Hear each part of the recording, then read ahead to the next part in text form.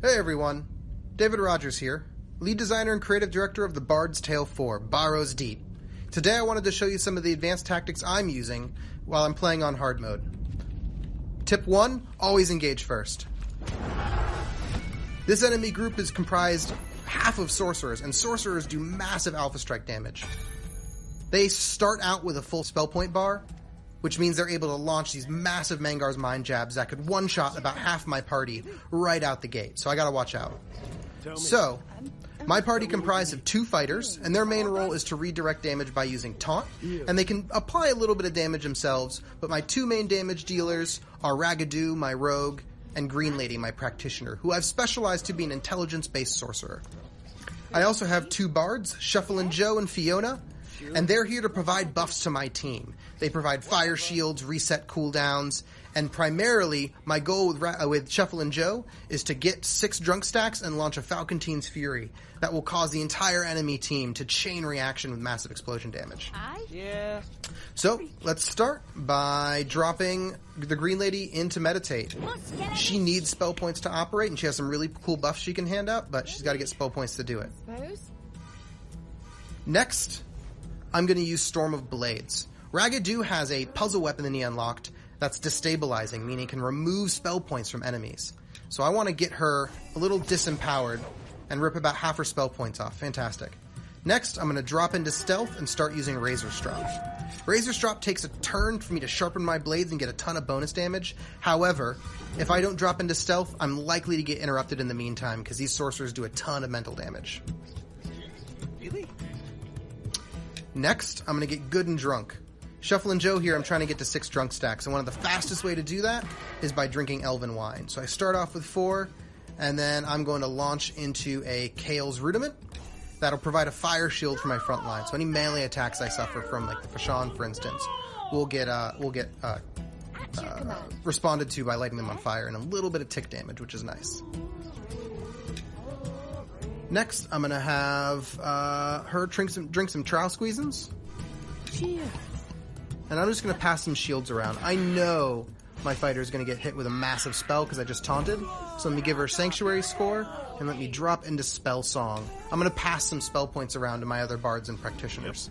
And then lastly, with this last spell point, I'm going to throw an Eviscerating Gash onto this sorcerer, deal a little bit of damage right out the gate, but cause her to bleed. And bleed is a ton of fun because it triggers every time they move in this or their next turn.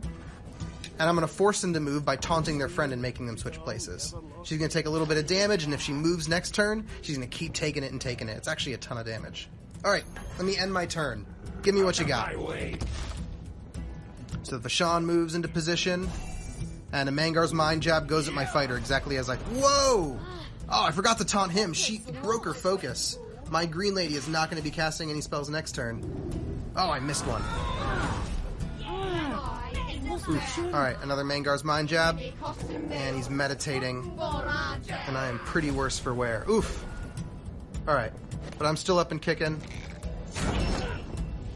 Another blow for Yadis. Whew, that was tough. Alright, so she only has the 1 spell point from Inner Power. So let's start. I want to get her buffing her allies, so I'm going to start by tossing an Elixir of Focus onto Green Lady. And then Green Lady's going to apply some Vorpal Plating, some draining Vorpal Plating onto Raggedoo. That's going to give him, he's going to allow him to drain more spell points on hit, but more importantly, it's going to give him some bonus strength. Whatever. Next, let me get a little bit of spell points. I'll have a Dwarven Stout, which will take me just to stick 6 drunk stacks like I was looking for. And then launch this Chain Reaction Falconteen's Fury. Alright. This is going to apply a Falconteen's mark onto every enemy on the battlefield. The next hit they suffer is going to cause them to detonate. And while I'm at it, I'm going to drink another Trial Squeezings, which is going to trigger Mean Drunk, throw that mug, and trigger that mark. We can just watch it echo through the enemy battlefield. Not only is each enemy taking 10 points of damage, but they're taking 5 points every time one of their nearby allies detonates as well. And they're so clumped together that really adds up fast. Alright, so Raggedoo, the ability I want to use is on cooldown, but that's okay. because I have Rhyme of the Duo Time ready right here.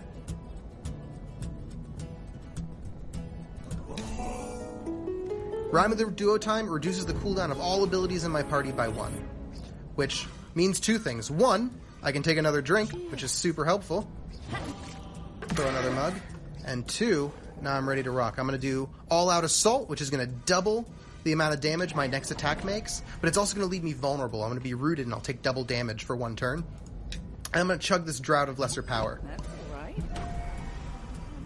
So, let's see, how much damage is this bad boy going to do? Beautiful. So I'm going to be doing 16 physical damage per hit. I'm going to swing 3 times, and each time I swing, my Razor Strap is going to be doing 22 bonus damage.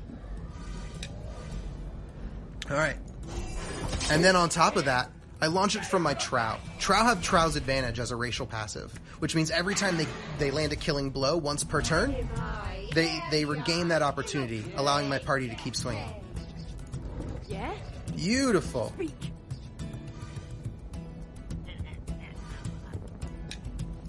Alright, is anyone strong enough to take him down on their own? I think he is. He can do 14 damage. How about you? What should I do? Not quite. Alright. So I'm going to have Shufflin' Joe polish off this Fashawn.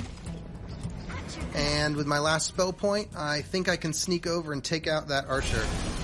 Oh, perfect. Alright, so she has a passive that every time I deal damage, there's a 30% chance to regain a spell point. That can result in some really unlikely streaks. Hopefully, I'm on one right now. That's 2 criticals. Alright, 3 was all I needed. All the archers are taken out. And she's 2 low spell points to cast any spells, so he's the only one I gotta worry about, and she's just gonna make a noble sacrifice. Taunt this fighter, which is only up because of my bard's spell song, and launch 1 final attack. And my turn.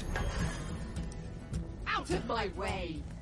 Alright, she's gonna drop into a meditate because she has to. Without spell points, those sorcerers do not operate, and I can use that to my advantage. So if I can't kill them, I need to be able to break their focus. So I'm going to start by dropping an elixir focus onto her, and then launching a Mangar's Mind Jab. Ooh, is that going to be enough? Well, we'll find out. Mangar's Mind Jab, here we go.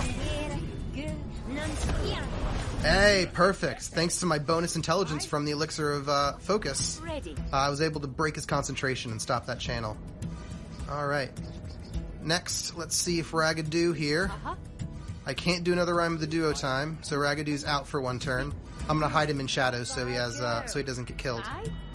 And alright, let's see if we can't kill her off with a bleed combo. I'm gonna use Tell me what you need.